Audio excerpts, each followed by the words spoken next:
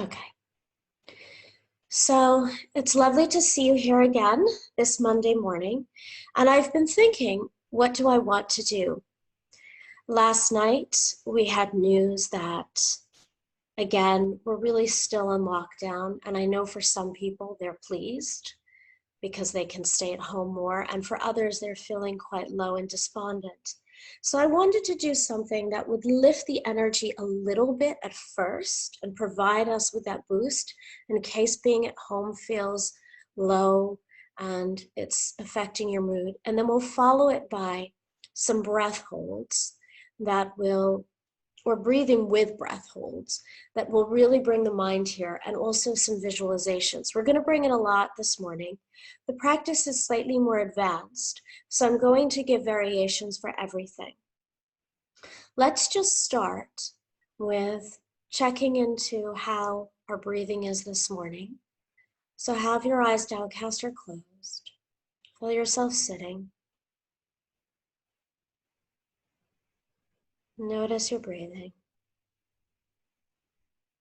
Just ask yourself this question. I ask myself this question all the time. What is it like to be you here now? Not with the expectation that you should feel a particular way, but just what is it like?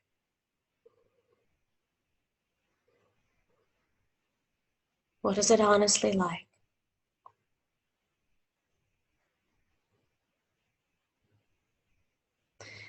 And if you know how to practice Ujjayi breathing, go ahead and bring it in a little bit. Very subtle, soft Ujjayi. If you don't, just maybe slow down your breathing a touch. Nothing forceful, gentle, soft.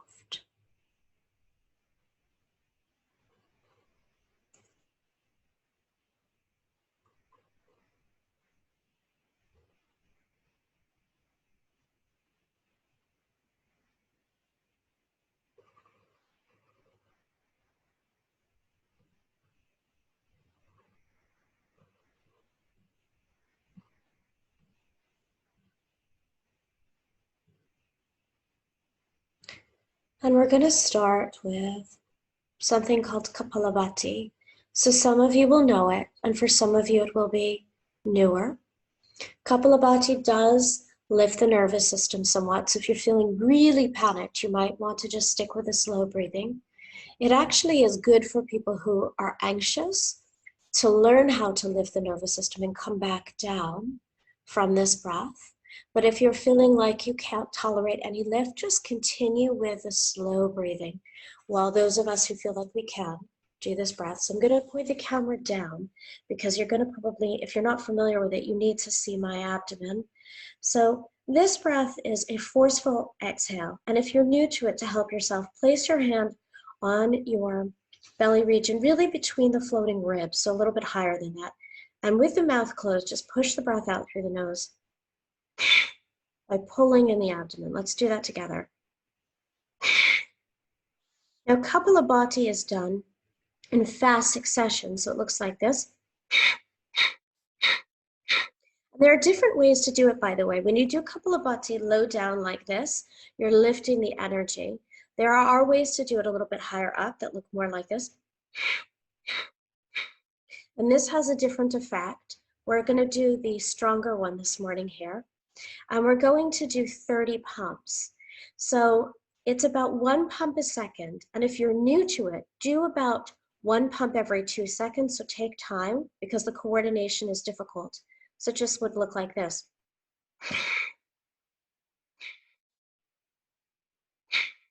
And for those of us doing it at 1 per second, it will look like this. So the inhalation, uniquely in this situation, is passive, and the exhalation is forced. We're going to do 3 rounds of 30, and then we're going to move on to something else. So remember, again, if you don't wish to do this, feel fine and just have the eyes downcast or closed and do slow breathing. For those of us that want to, we're going to take a little break in between each one, and then we'll do another round of 30. Let's begin now.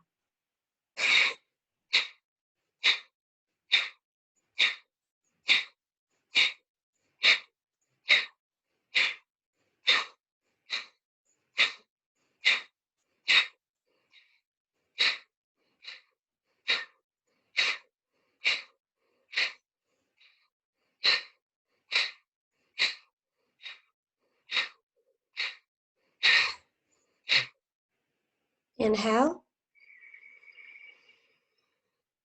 Exhale. One more time. Inhale. Exhale. And again.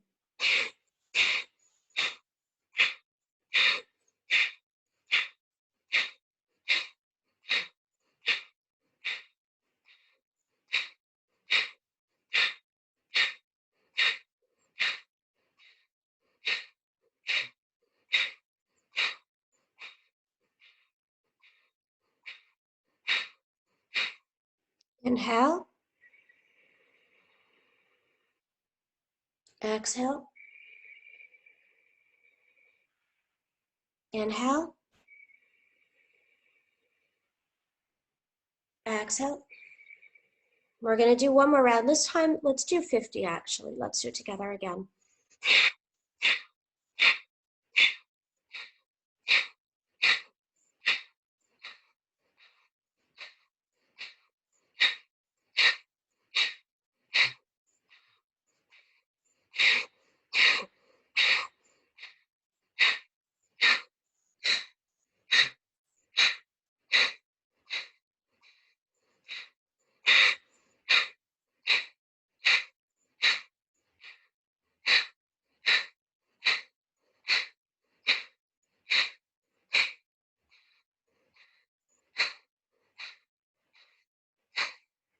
Inhale.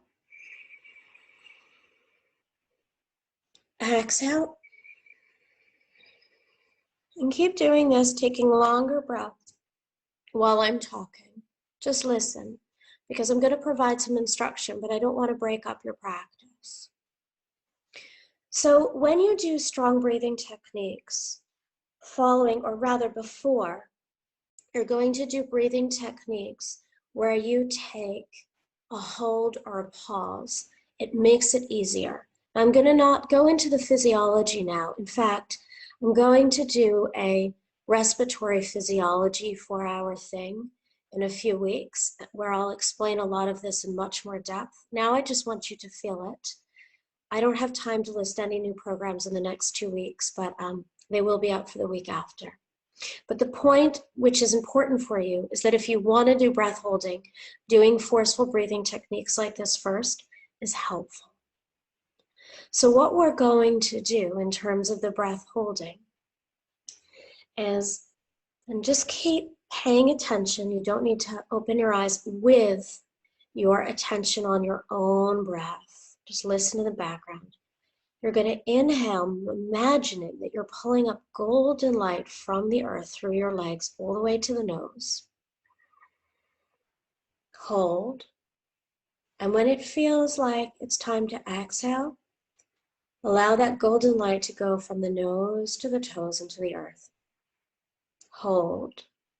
And then inhale again. These are not long holds because we're going to be doing it continuously for almost 10 minutes. And you cannot manage long holds constantly. You can probably manage about 5 to 10 seconds maximum. And so that's what I want you to do. Don't even count. Just inhale, hold to a level that just feels natural and easy, and where it feels like the breath would do really well to then inhale or exhale again, and just do that. And each time you're inhaling, remember, imagining that you're pulling the breath up from the earth, and then you're exhaling, imagining it's going back down with this golden light. There are so many aspects that I'm bringing in here to engage your mind on purpose, and I won't talk to you about all of them now. Instead, I just want you to do and to feel the benefits. So let's all begin now. Inhaling this golden light up from the ground into the nose. Hold.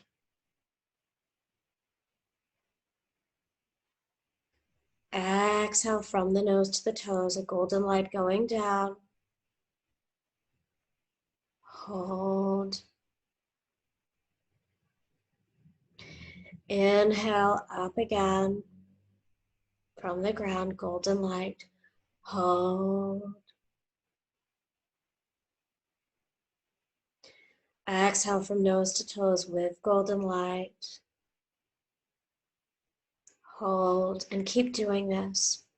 If you feel uncomfortable with a hold, just breathe up and down the golden light. And for those of you familiar with Ujjayi breath that would like to engage it this morning, I invite you to do so. If you're not familiar with it, just do natural breathing, following this pause or hold, following this golden light. And if the imaginal is difficult for you, even better, because that is what I'm trying to help to cultivate this morning.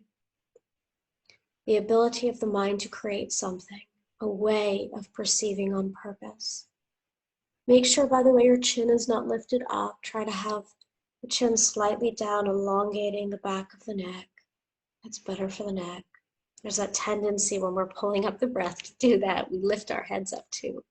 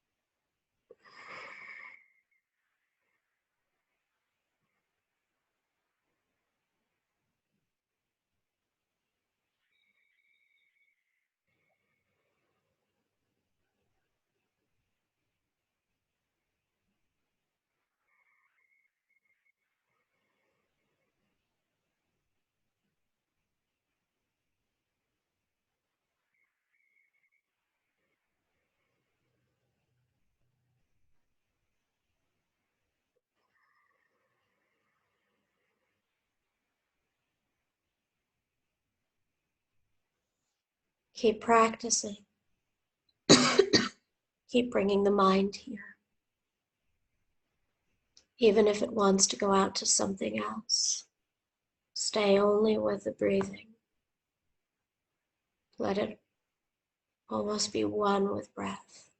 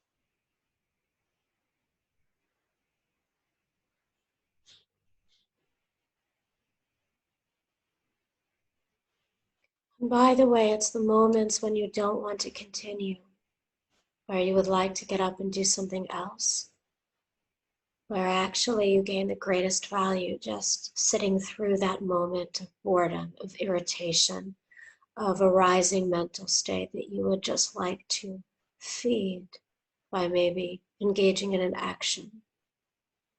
Can you just be here instead?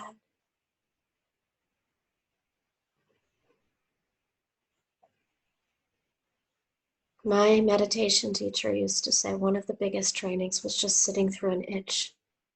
It's actually true. We think, oh, I'm just going to scratch that. What's the big deal? He would say, it has this kind of life where it arises and it passes, but it becomes so intense at this moment. And you think, I'm just going to get rid of it. It's easy, it's fast, it's quick. I'd say if you can sit through an itch, you can sit through those thoughts and feelings from your past that you don't want to face. It will make it easier. Just sit through those itches. In the same way, sit through those inclinations to do something else. Even to go to the loo, because probably you can hold it in for 3 more minutes. Or 4, right? We'll do it for 4 more minutes, this practice.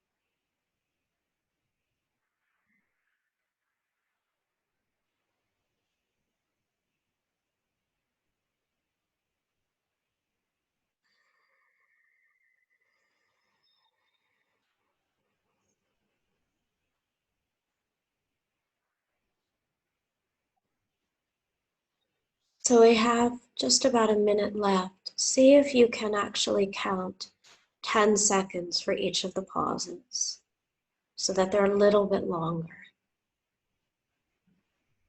before we come back to natural breath. The pause on the inhale and on the exhale. If it doesn't feel accessible this morning, absolutely fine, don't do it. But if it does,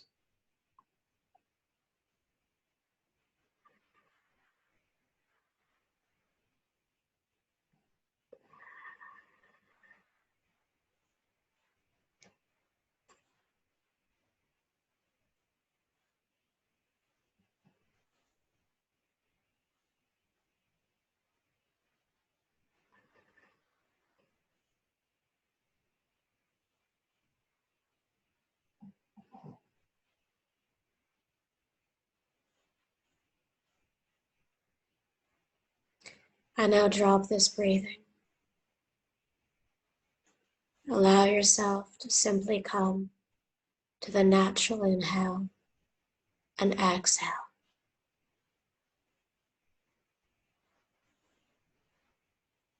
Feel the quality of your breath after you have done this without expectation. Just how has this influenced your breath? And also your mind. What is your mind like in this moment? How has it impacted your mind during this practice? Does it feel more subtle? Does it feel agitated? Does it feel clear? Just notice with interest.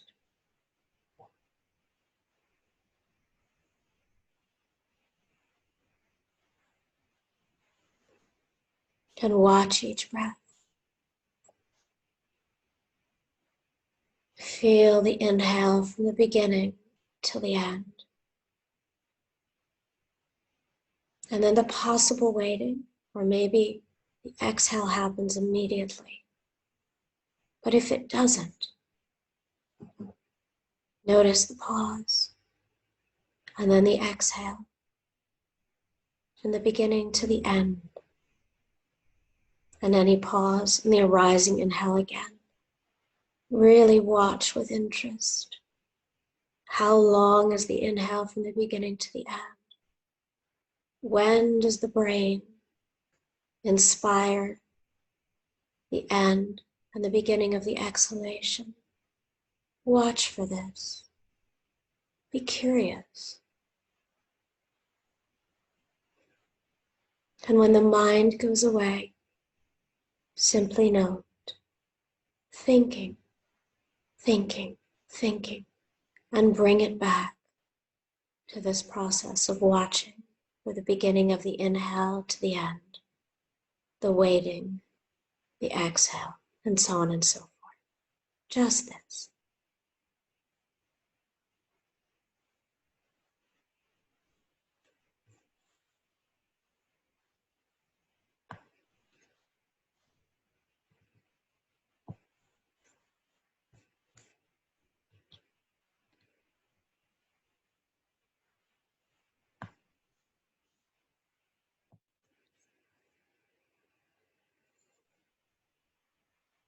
Just this.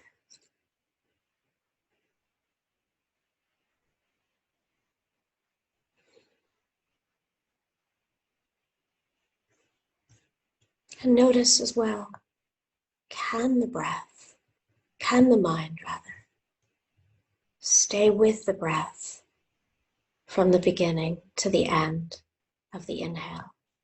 Does it rush off? And this is not something to berate oneself around or wish otherwise, but just be interested. How focused is my mind? Do I get lost even before I finish the inhale? Is my mind sticking to the breath with ease?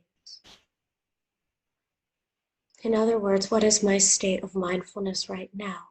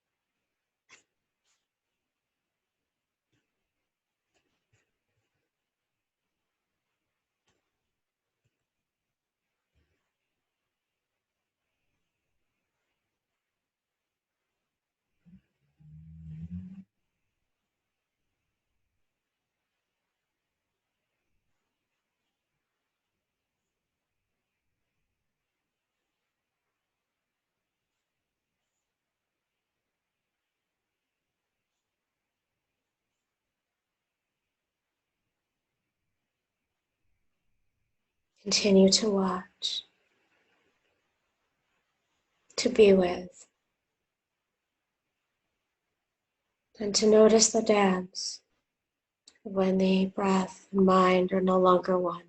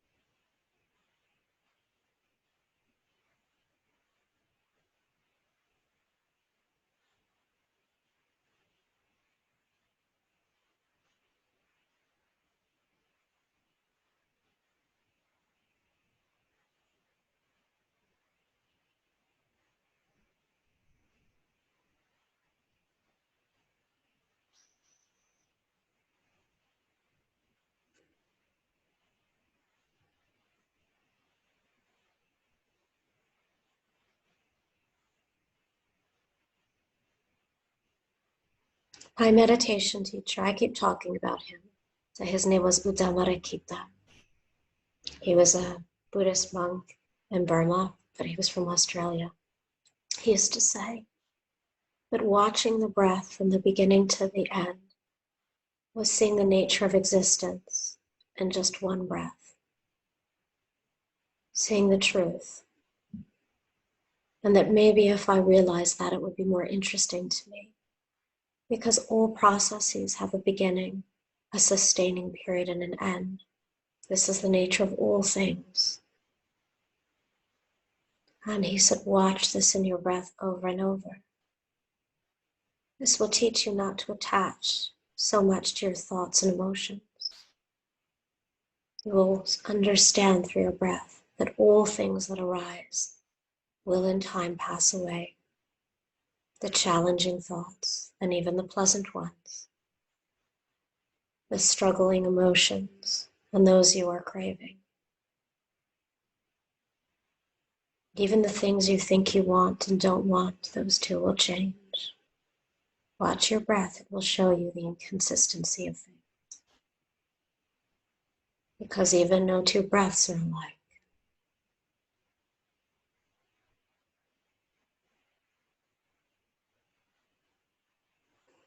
When you are ready, tell your mind, don't open your eyes yet if they're closed, but you're going to come out of this formal practice and make the commitment to yourself that you're going to try to bring awareness into the rest of your day. And place the hands in front of the heart. And namaste.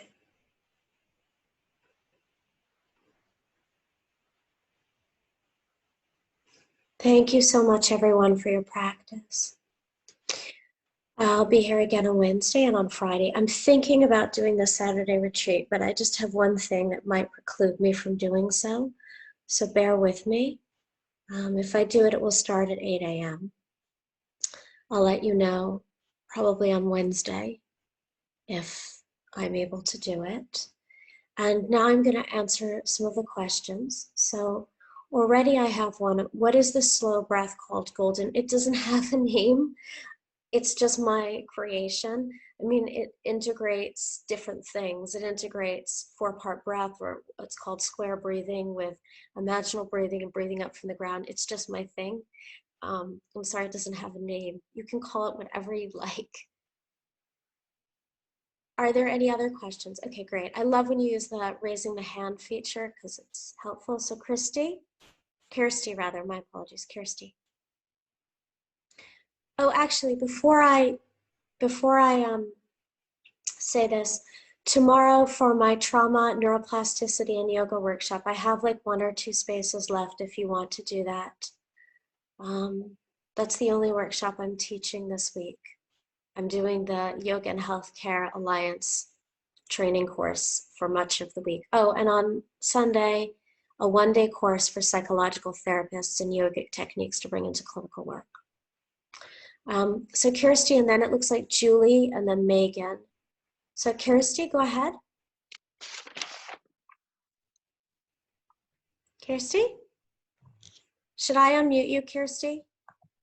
Okay. Oh, hello. I just wanted to say thank you very much. It was a beautiful session. I was not able to find the right button, but thank you very much. I think it's extraordinary what you've been sharing. Thank you, Heather. Thank you so much. Thank you, Kirsty.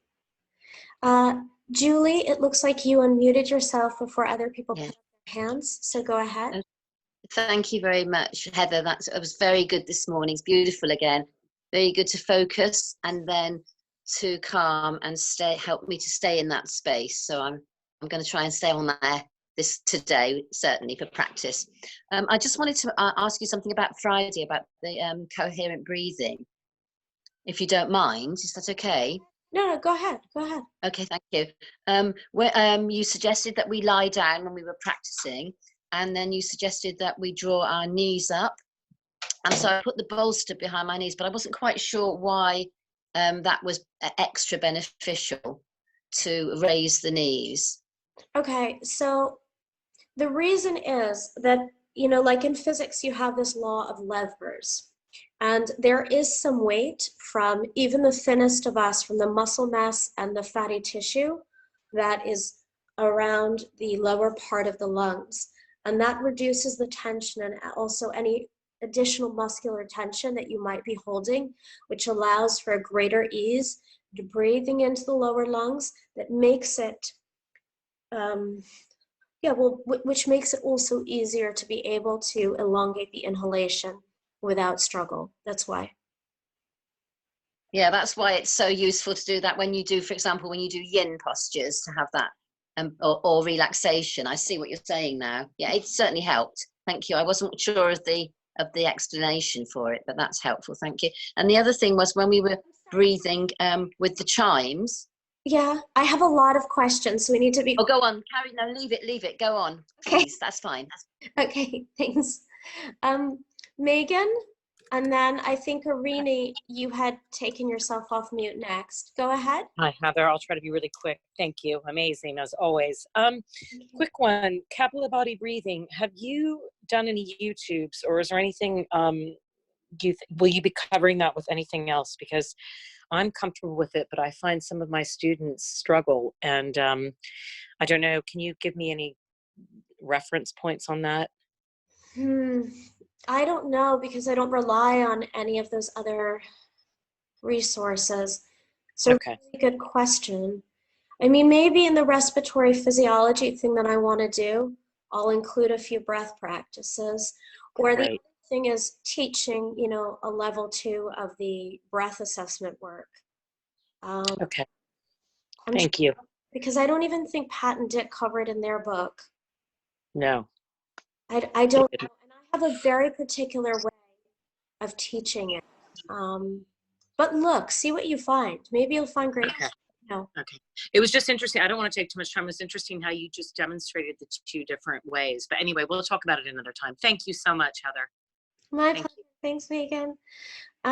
Next, we have Irini. Thank you. That's fantastic. I just wanted to ask you, but I don't know if this is the time, because I have asthmatic bronchitis, which kind of revealed itself since moving to a place with damp. So, you know, and I used to be a smoker, so, but so I really struggle, and I love singing, and I'm a voice therapist. So that's how I found myself here. I'm not actually a yoga person, so I'm a bit of a, I've come into your world, but there is some breath in voice therapy, so this is great. But I was really struggling with the breath. I love it. It was amazing. And I've also got anxiety and all this stuff, so this is incredible. But I just wondered if you could guide me to the connection between healing, if there's a connection between healing asthma. I mean, it depends on the cause of the asthma, because there are different causes for asthma, and some will remit and some will not, depending upon the practices. That is quite a long question, and what I would suggest is you probably see a yoga therapist. Otherwise, on HealthFlix, I had asked Dr. Richard Brown, I mentioned he was one of the team that's coming over to do for HealthFlix a bit on breathing and asthma, and you can look up his bit because he spoke about it for a half an hour. Awesome. Easy answer, unfortunately. And that's a question that's constantly coming up, but I'm unable to answer it in a short period of time as to what you can do. And really, if you're asking what you can uniquely do, I would suggest that actually you saw a yoga therapist that could do some assessment and then could choose techniques, because actually, although there are basic things that are good for asthma or not useful for asthma, it's very individual. What's wrong with my English this morning? Individual. Thank you. That's a really good answer. Thank you. Dr. Brown, you said. Dr. Brown, yeah, Dr. Richard Brown. Okay. The next one is Beverly. Hi. Can I ask, do you want me to do something? I'm okay. I want you had a question? Yes, please. Can I ask about Kapalabhati? I'll make it very quick. When you breathe out, when you bring the abdomen in, it's on an out breath rather than a held breath. Yes. So the movement is on many little out breaths. Yes. Right. And what is the value of Kapalabhati? Can you tell me just very quick? No, it's okay because we got through a bunch of questions now. So there's loads of value for Kapalabhati. One of the things that it does from a yogic perspective, it helps to expel additional toxins that might be in the lungs. It lifts the energy and the mood, which is one of the reasons that we did it. It also gets rid of more oxygen, actually, because you're breathing out rapidly. So it lifts carbon dioxide levels. And you might think, why would I ever want to do that? Well, actually, carbon dioxide acts as a vasodilator, and so it enhances oxygen delivery. So when you do it before you're going to do a practice that might have, for example, pauses and holds, it enhances the capacity for the delivery of oxygen and usually supports the ability to hold more effectively. And this is just a beginning of some of the things that it offers. But that the last two reasons, the lifting of the mood and the enhancing of oxygen delivery before doing practice with a pause, was why I chose to do it this morning. Lovely. Thank you very much. I really enjoyed the whole session. Thank you. My pleasure.